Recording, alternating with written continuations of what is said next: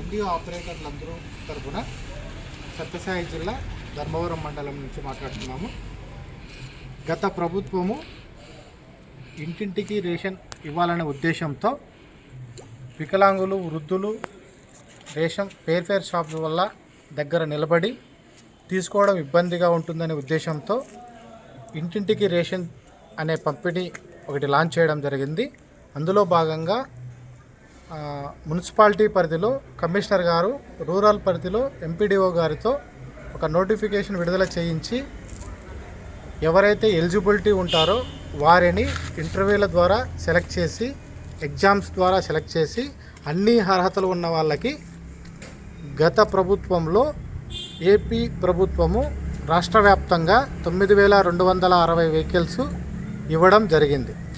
2021 జనవరి నుండి ఇప్పటి వరకు ఎటువంటి అవకతవకలకు తావు లేకుండా ఈ ఎండి వాహనాల ద్వారా ప్రజలకి ఇంటింటికి రేషన్ పంపిణీ చేయడం జరిగింది.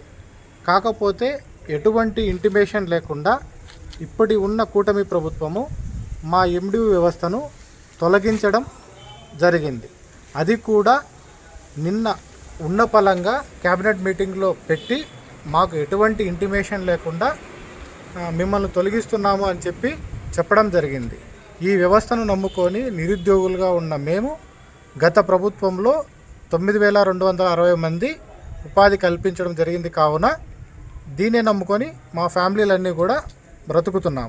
ఇప్పుడు ఉన్న పల్లంగా ఈ వ్యవస్థ తీసేస్తే మా ఫ్యామిలీలన్నీ కూడా బజారున పడే అవకాశం ఉంది.